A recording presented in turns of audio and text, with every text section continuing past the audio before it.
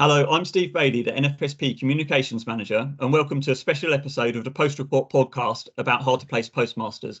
On this episode, I'm joined by NFSP Chief Executive Calum Greenhow, along with Postmasters Sue Bruce from Hartington Post Office in Derbyshire and Barry Vara from Princess Avenue Post Office in Kent. Sue and Barry are classed as hard-to-place postmasters, of which there are 105 in the United Kingdom. Hard-to-place postmasters cover offices which have not found a replacement postmaster following the closure of the Network Transformation Programme in 2018.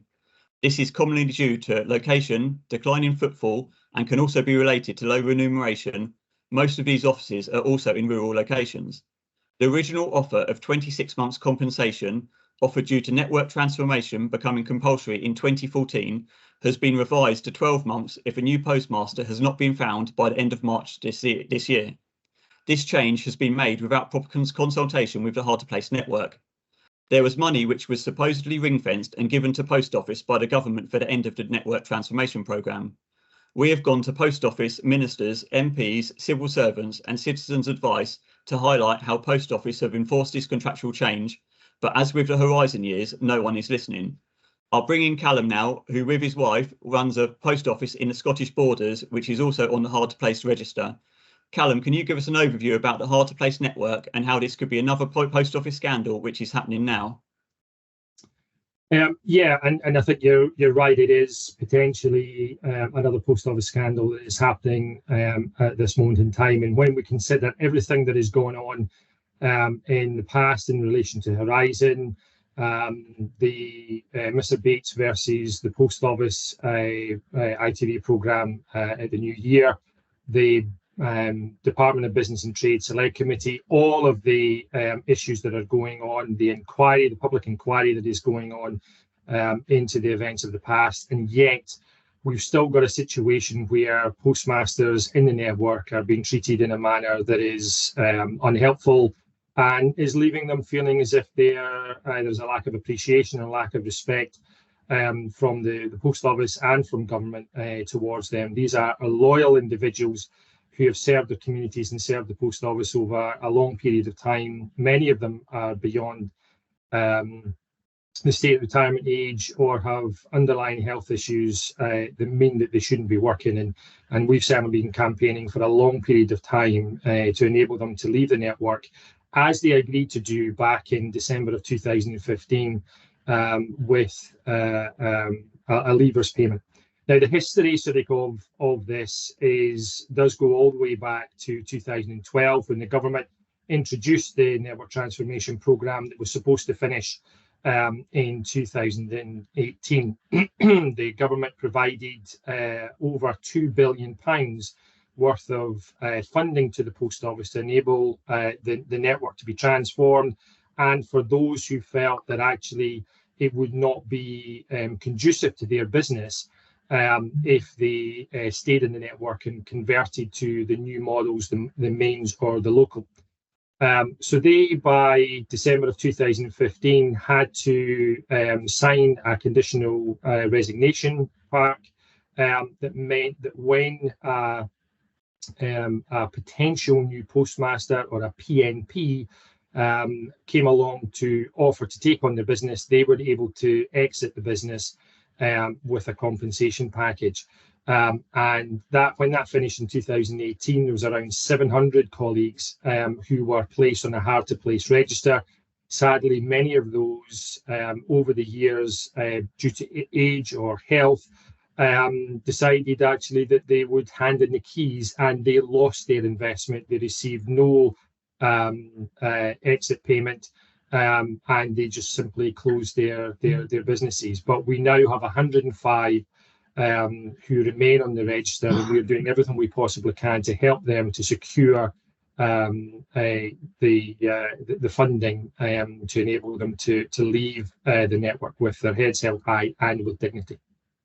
Can you tell me what options hard-to-place postmasters currently have, please, Calum? So back in February of last year, the Post Office came along and they gave us 3 options, none of which were necessarily agreeable to the group of postmasters. However, what the Post Office said to them is that they could stay as they were, But if they decided to do that, they would lose their leavers payment, and when they came to retire, they would have to sell their business if they could actually do that.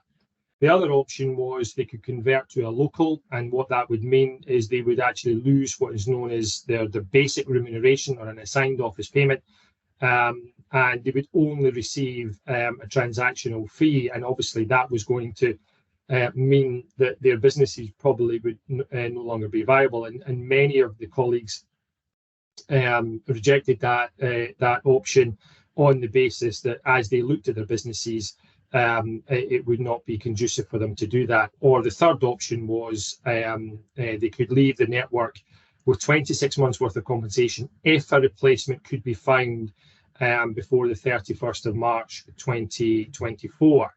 If that could not be secured, then they would be forced out by January of 2025 with a reduced compensation of only 12 months. So those are the options that they actually have. Thank you. Sue, can you talk me through your situation and how it's affected you? Well, at this moment in time, there's no other business is interested in taking my post office on. I'm just emotionally and mentally exhausted. I feel as though I'm letting the village down. And when I signed the contract in 2012, post office informed me that I got to. They fitted the post office in my tea room, and I said to them, "What happens when I finish?" And they said, "Oh, you've got to. That's your responsibility. We just come and take the Horizon system out. Everything else is left to you to dispose of." So I feel that if our money is being cut to 12 months, I've got to pay a subcontractor to come in, remove everything else out, the counter and everything, have it redecorated, close my business while it's being done, and I'm going to lose a lot of money. It's going to take 2 weeks to, in my tea room, that's a lot of business. So I'm just let down by them, really. Can you just tell me how long you've been a postmaster for, and did you have the post office after the tea room was already there? Was your tea room there first? No, I opened my tea room in 1987, and in 2001, our post office in the village closed. So they came to me came around the village to ask if anybody was interested. And I said, "Oh, I'm far too busy to run a post office." And she said, "Oh, no, if you're a busy woman, that's the right person to run it." So I said, "Yes, all right." So I took the post office on then.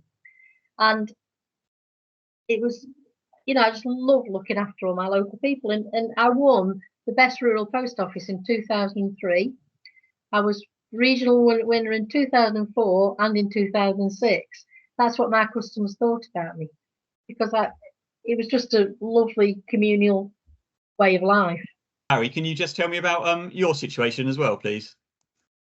So obviously we decided to basically choose the last option, obviously, to leave the network, because we felt obviously the business wouldn't survive with obviously just the retail, in the sense of, with the other options, obviously it was like to change to a local, and we couldn't lose our core tier payment.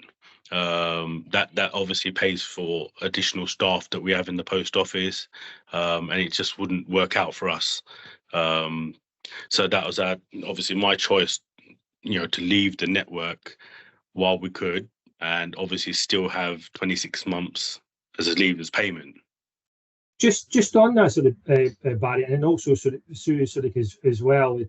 How did you feel at that time? Because I know how we felt when we made it's a difficult decision for us to, we had invested so much into the post office, so much of not only just financially but who we were, and to be in our mid-40s and be in a situation of actually potentially losing our business.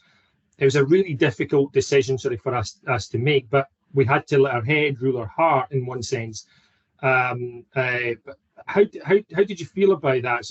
Barry first, and then Sue. Just talk to us about how you actually felt so they come to make that decision back in 2015.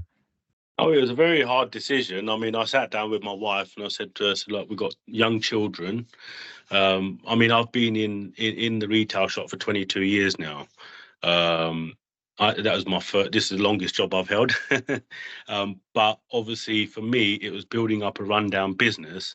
When my Safeways was taken over by Morrison's, obviously they got rid of all of their post offices. So obviously I thought, we've got a lot of elderly people in our community. So if we can't get them to travel miles to another office, so we took it on. And my wife works in there, and it's become. She has cry. She'll sit there. She'll have a cry with her elderly customers. The husband's passed away, or you have that connection with them, and then they come over and have a chat with you, and then the feedback for our office has been brilliant. We're people's people. We help where we can. If an elderly person's being taken advantage of or asked to take money out, we spot these things and we stop it. When they come in and tell us about, obviously, that the customers have moved passed on, we get emotional because we're connected so much with the post office, through the post office and customers. But yeah, no, it's a shame because you feel that the post office are letting you down. You feel you're working for a trusted brand, that the support should be there for us. But I feel that we never get the support we need. I just feel exactly the same as you, Barry. It's just like one big family. We know all our customers. They just come in. They'll come. Can you fill me this form? And which nothing to do with the post office. We do also. I have one couple on a Monday morning. They travel 14 miles to come to my office because I help them so much, and that's what people are like. They just love coming to our village and coming into me, and they'll just say, "Oh, I've had this form. Do you mind just having a look at it?" And that's what we're there for. We're there. It's not just the post office. It's there to help the community as much as we can. And that's why they come in from other offices, because other offices don't tend to want to help them locally. Like they might be mains, or that might be sort of in the bigger stores, but we're based like personal. You'd want to be treated the same way when you get older, for example. And how did you feel when you found out that the leavers payment was going to be reduced from 26 months to 12 months? Because obviously that money is for, as Sue touched on earlier, for taking out like fittings and furniture, paying staff redundancies, and a lot of other things on top of that as well. Yeah, well, that's what I mean. Obviously, we were totally in shock because, there's certain services that if we wanted to keep the lottery on, for example, we had to pay a certain amount towards that. We'd lose that. And it'd all come out of this payment. So obviously, when it come down to 12 months, it was like, is there any point, because it's a big shock. You think the post office are robbing us of what's due to us. We've put in so many years service. A normal person will get the redundancy, but this is our sort of redundancy, if you get what I mean. It's hard because you put everything into it and they don't look at it that way. Yeah, that money was ring fenced for us, wasn't it? The 26 months money for all of us, it was put aside to pay us. Where's it gone? That's what we want to know. Where's that money gone? I mean, that's one of the things that we've tried to do is we've tried to with the help of our legal team, is we've done freedom of information requests to both government and to the post office to ask where that £640 million that Joe Swinson gave to the post office back in 2014, where's it gone? And the reality is that money was given to complete, and that is really important. That's what she said to Parliament, to complete network transformation. The three of us, in essence, are the living embodiment that actually network transformation isn't complete, because we still exist. We're still here, so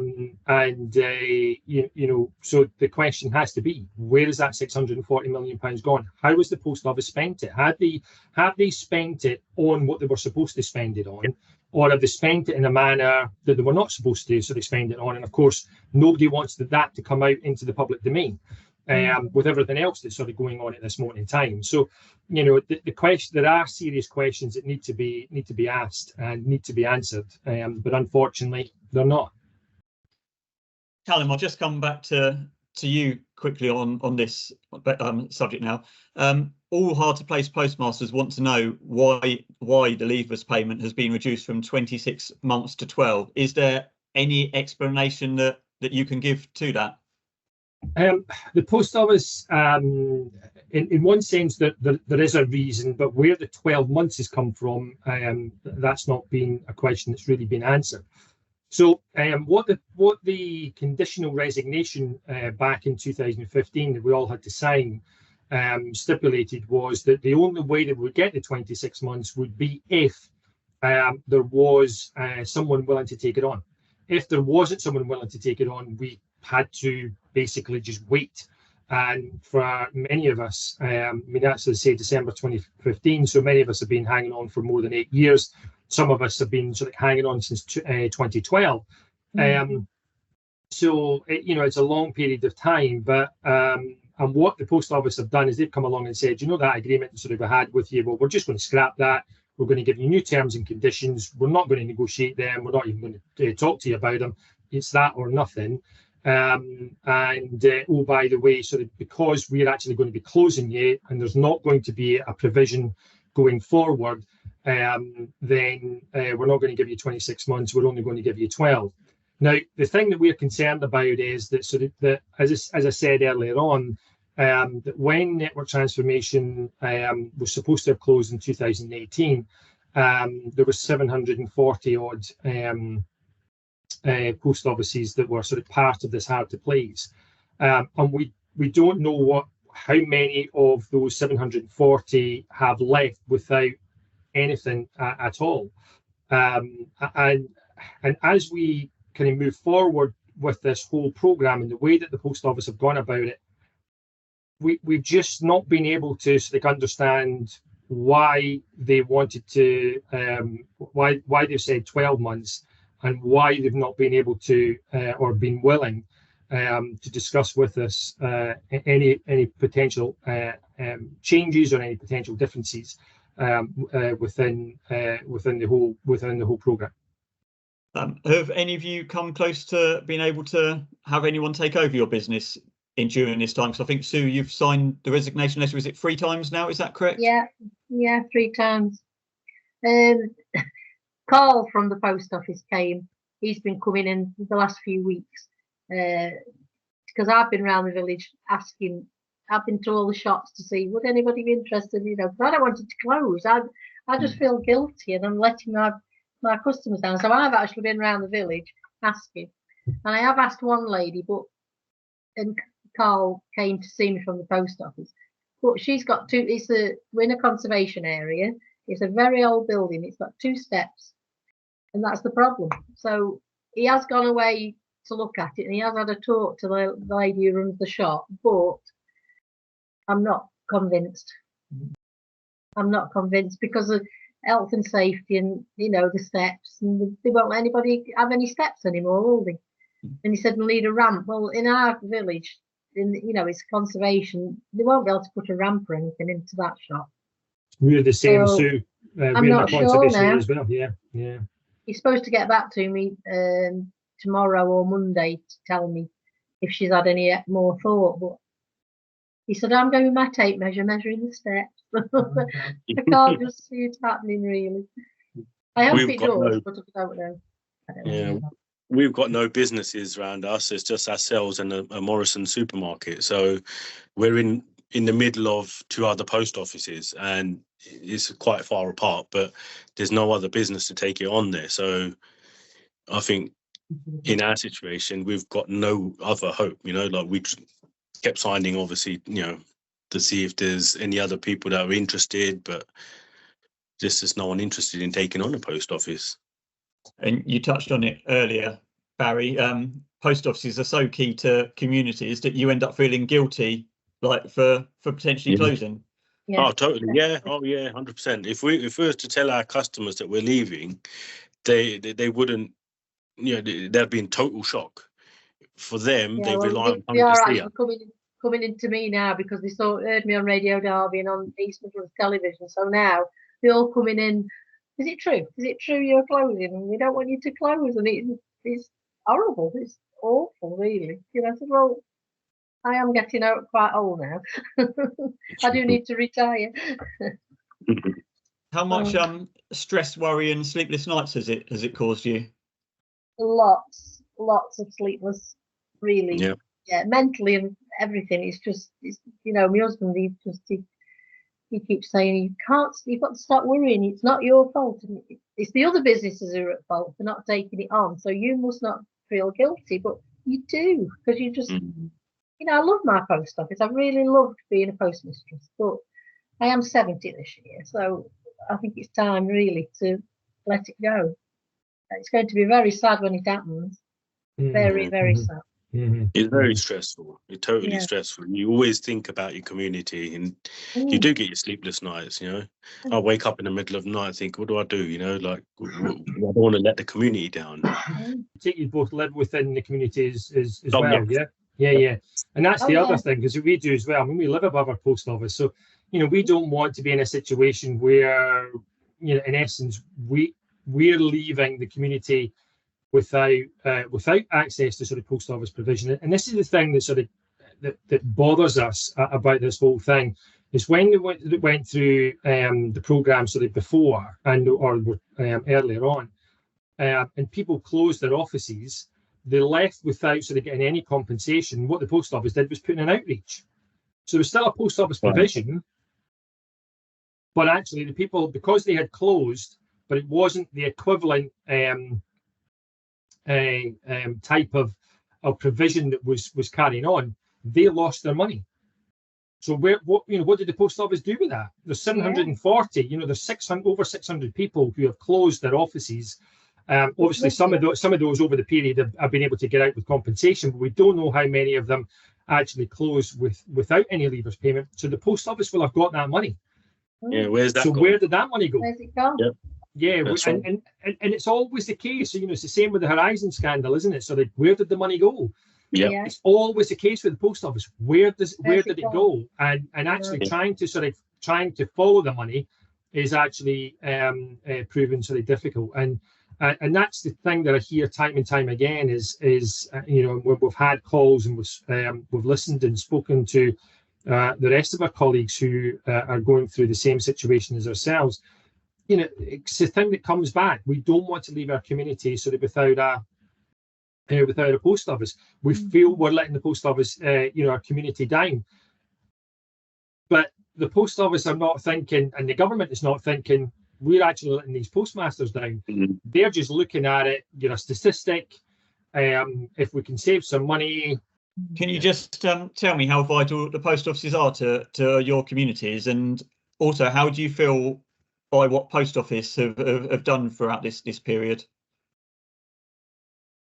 Sick is the word.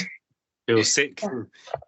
They need to be more transparent. You know, they need to tell us what we're asking them. You know, we go through the federation. That, you know, they can liaise with them. They don't have to talk to us direct, but we just want answers. That's what it is. We want answers. Where our money's gone, and how you're going to do it. You know, how you're going to pay us what we're due. I mean, my post office, back with it being so rural, and the farmers, they rely on me so much because they don't do licensing online. They come to me with a license, and you know, they still pay the bills with checks. So a post office is really vital to people like that, because they're not used to.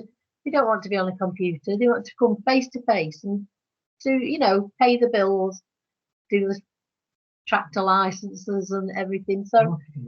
You know, and a lot of people haven't got internet around us because it's quite bad, you know, not a very good internet service anyway.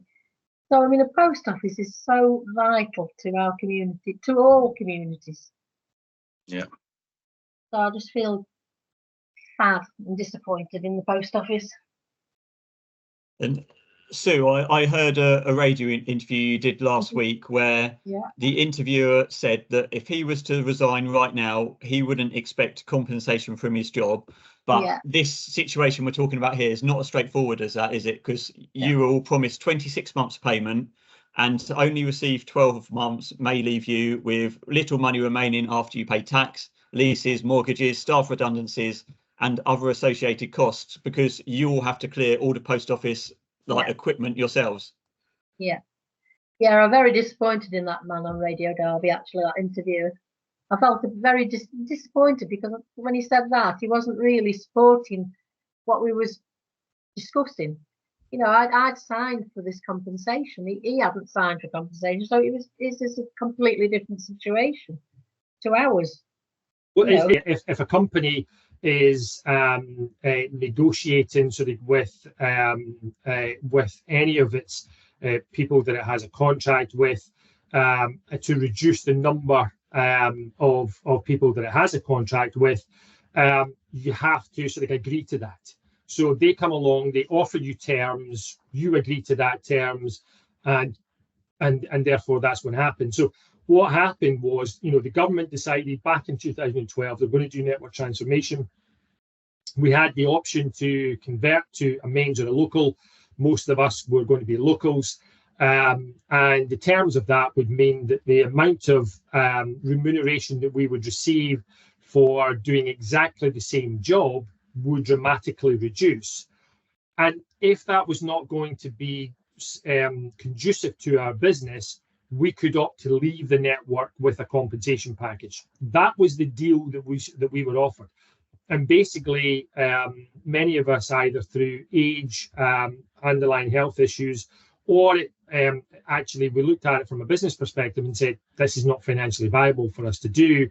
We opted to leave the network. So we upheld our side of the bargain.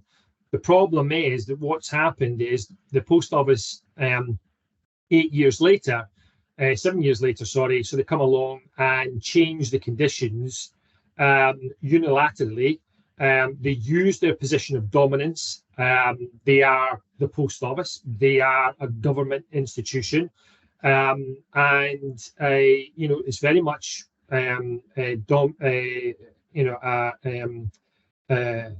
what can I sort of say? Dominance, subservient, superior, inferior kind of relationship. It's not a relationship of equals. And they sort of say, these are the conditions that you're going to have. You know, these are the conditions that suit us. We're not interested if these conditions don't suit you. They suit us, and that's it. You know, as a business, as a government business, they have a duty, a moral duty, to uphold a higher level of fairness in comparison to your ordinary business in the street. But yet, when it comes to their loyal postmasters, they are willing to place you in a position where you're having to make decisions that cause you distress, cause you sleepless nights, worry, concern, anxiety in relation to your community as well. And it's totally sort of unfair in the way that they've done it. And to be honest, you know, if they would just be willing to sit down and talk to us and actually negotiate with us, we would get somewhere. We'd come to sort of an amicable agreement. But the problem is that they refuse to. I'll tell you what hurt me more than anything, that when we got the first letter to say which go to local mains or take 26 months money, a lady came 2 weeks later, would it be? And she stood over me while I signed my resignation. And I was crying when I was doing it. It was horrible. She just stood there. You know, oh, you must sign this then. If you're not going to do this, this, or this, sign your resignation. And we had that same. Exactly the same. It was horrible, wasn't it? They would turn up at 7.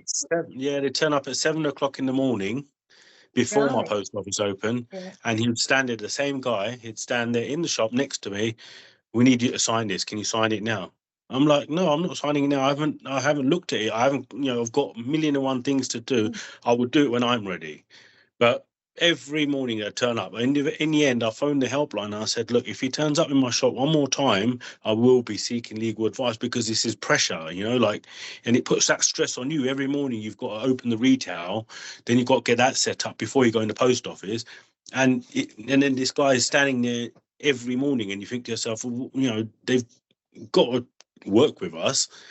If I said I'll make the decision when I'm ready, I will do that, you know, but they weren't listening. It's just like they were just sending them like vultures, you know. Yeah, then we went to a meeting at Stoke-on-Trent. They had a meeting about this, about assigning these things and what we were going to do. And this lady stood up there and she goes, Oh yes, all nicer. Is it nicer or nicer shops? I can't know how you know. Nicer, yeah. They all go and move into those shops. They're going to move into them, and we said, my husband said, "Excuse me, we haven't got one of those near us." She goes, "Don't be stupid. They're everywhere." She said, "I don't know." She said, "You don't know what you're talking about." And I mean, we live in a little village 12 miles from every town, and there's not even a nicer or nicer in any of our towns around us. And that's how she spoke to us. It was dreadful. Absolutely dreadful. Yeah, no, they haven't been kind to us at all. Do you think you were put under an unfair amount of pressure then with them coming every single day, Barry? Oh, totally, yeah. I'd walk into the store and I'd be like, "Oh, not again." You know, I didn't want to open the shop at some point. I'd have to go out the back and hoping that it would disappear. But they would just come in, and then it 1 week it stopped. And I thought, "Oh, lovely, I've got a bit of time," you know. And then the following week, they turn up again. "Oh, you haven't replied back to, you haven't replied back." I said, yeah, I just didn't talk to them in the end. It's just like, they're just there, they turn up before you open up. They're like the auditors, they just turn up and that's it, But it was every day. Because it's a massive decision to make as well, isn't it? Oh, totally, yeah. You can't make that under pressure. You can't, you just can't do it. And in the end, I thought, you know what, this is pushing me towards leaving the network, because prior to that, there was other situations, obviously, where I think I might have had about 10 audits in 1 year. What post office has 10 audits? Our balances were correct, everything. But you feel like they're watching you constantly and not trusting you, and you think to yourself, "I'm not a dishonest person, never have and never will be." But they make you feel like that, and this is just added to it, What do you want to see happen now, and what would you say to Post Office Limited if you could get a message to them? We want 26 months compensation. Yeah, that's what we want. Yeah, I'd say stop lying to us. Stop lying to us and be transparent. Talk to us. That's what we're here for. If we can come to arrangement like Calum said, we will do something. But please talk to us. Well, I mean, it's the fact that obviously so many colleagues. There's 105, and there's about 50 that are kind of on a regular basis, sort of communicating with us, and wrote into the post office and asked them to have meaningful discussions and negotiations with the NFSP, and they refused. They're willing to have dialogue, i.e., well, this is what's happening, we're not changing our mind, but they're not prepared to actually sit down and consider the 26 to the 12. When you're looking at a situation where the average payment is £80,000, what they're doing is moving that from 80 down to 37. So that's on average £43,000. That's a lot of money to us. And it's the difference between Sue, you sort of highlighted at 70. That's money that sort of you need, as far as your retirement is concerned. Because we don't, as self-employed business people, we our businesses are our pension. That's our pension pot. And what the post office are doing is they're coming along and reducing our pension pot. They're reducing the value of our investment, and that is going to have a knock-on effect for the rest of our lives. Because it's going to have that impact for the rest of our lives. And for some colleagues, sadly, sort of families sort of have passed away. Other colleagues have had end of life news. Other people, because of specific circumstances, have been forced out of the premises that they were in, because their landlords have had enough of waiting for this never-ending day sort of coming, and as a result, sort of they're in a situation where they're losing out, and the distress that sort of people are being put under, and they're not prepared to shift. They're not prepared to be reasonable. They're not prepared to be rational, and it's immensely frustrating for me. I was a postmaster for 23 years. My wife has been the postmistress since the 1st of June 2018, and together we've served our community for nearly 30 years now. And we've brought up our family behind the post office counter. We've lived in this community sort of for nearly 30 years. This is our home, and we've given so much to this community, but fundamentally I'm still a postmaster sort of at heart. And when I see what's happening to my colleagues, it really gets me, because the whole reason I do what I do is to try and help my colleagues and try to make things better, trying to make things fairer. But I'm dealing with, in essence, a regime that's just not prepared to be reasonable or rational, and it's immensely frustrating. What would you like to see happen now, Calum? You said that we need to have talks with Post Office Limited. Is that trying to have that the next step? All I want to do is sit down with the post office, for them to show a little bit of compassion and understanding, show that they've learned lessons from the Horizon scandal, and the way that they treated sort of postmasters in the past, and how they so utterly ruined people's lives, and they're absolutely determined not to do that today. So the way they can demonstrate that, the way they can show that, is to sit down with the NFSP. I am willing. It's not a case of just sitting down with me. I'm more than happy for all of us to be sort of on a call with the post office, and for them to say what they want to sort of say, and be willing to show movement for this group of people, so that we can actually bring a resolution sort of to it, and so that actually people can leave the network. Not, if you look at sort of, if you look at the people who, and I've been very sensitive about what I say. If you think about the people who have had their lives so ruined in the past in relation to the Horizon scandal, their feeling towards the post office is so emotive still today, for obvious reasons. I don't want that to happen to another group of postmasters, and that's why we're doing everything we possibly can. Everything, we've written to MPs, we've written to the Horizon Compensation Advisory Board, we've written to the Department of Business and Trade, we've written to what was BAES before there, we've written to the Postal Affairs Minister, we've written to the Post Office, obviously, as well. But you just feel so frustrated that actually nobody really within these echelons, within these positions or corridors of power, is willing to listen to Sue and to Barry, and to really listen to what they actually have to say, and actually just take that moment to actually understand what they're going through.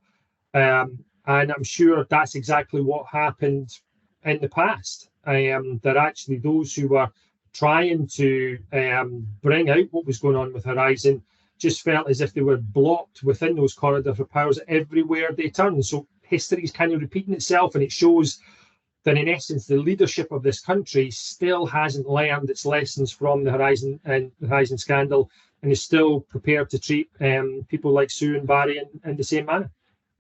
And we touched on this earlier, but there should have been money ring-fenced through the network transformation programme. Do we need to ask a question of where that money has gone? It should be there. It should still be in the pot. So yes, definitely. Well, and as you know, Steve, we've tried we've tried that through freedom of information requests, as I've said earlier. But both government and the post office blocked us from doing that. So, again, we know through the inquiry the frustration that the inquiry has had in relation to disclosure. We know that sort of through many of the court cases and through the GLO, the post office's disclosure was constantly sort of brought up. And yet again, through a freedom of information, the whole point of a freedom of information is to be able to ask questions of a government body and to be provided sort of with information. But there are ways in which the freedom of information can be used to to enable the truth from coming out. And our understanding is that there is currently amendments to the Freedom of Information request going through or being discussed, which will make it even harder for ordinary citizens to in essence hold government and government bodies to account. Finally, a post office spokesman in a statement said, for those postmasters without a replacement, we recognise this programme historically created some uncertainty and provided no option to leave with a leavers payment. Consequently, we introduced a new option for these branches from April 2023 that includes the option to leave with a leavers payment of 12 months of remuneration by March 2025. In setting this level of remuneration, we have sought to balance the interests of these postmasters with the interests of the wider network and business in the context of a heavily constrained financial position. What would you all say to that? We shouldn't have had to have that decision made. We should have just No. We shouldn't have had to make that decision, should we? Should have We been we were given the option. We chose our option, and that is our final option. Why should they get the choice to make what we what we should be given? I think sort of when you look at it, the difference between the 26 months and the 12 months is just over £4 million. Now, if that was in our back pocket, we would be very happy. But when you consider it in relation to a business that's turning over £885 million, that is given hundreds of millions of pounds worth of government subsidies, so like a year on top of that, it's literally a drop in the ocean. But to the 105 of our colleagues, divided amongst them, that is that is vitally sort of important. So it's disappointing that the post office in essence are using its financial position. Now, part of the financial position that it's got is because it's dealing with the historical matters of the past, rightly so, that it's actually put in because as far as we're all concerned, we want all our colleagues who were victimised in the past to sort of have their names or their reputations restored, and every single penny that they're due to be refunded to them. But we can't allow the other aspects to prevent sort of colleagues here from getting what they're due. Thank you very much. Finally, Calum, is there anything you would like to say to conclude the podcast? To Sue and Barry, I'm sorry that you're having to go through this, and I'm sorry that despite all our efforts, the post office and the government are not prepared to really listen, and are still acting in a manner that is causing you the distress and the anxiety that it is, and it's totally unfair. And what you've given to your communities, what you've given to the post office, sort of over the years, and this is not how you should be treated, and it's certainly not how the rest of our colleagues should be treated as well. And I'm just sorry that I have at this moment in time I've not been able to get the answer that you deserve. Sue, Barry, Calum, thank you very much for your time tonight on the Post Report podcast. Thank you. Thank you very much. Thank you.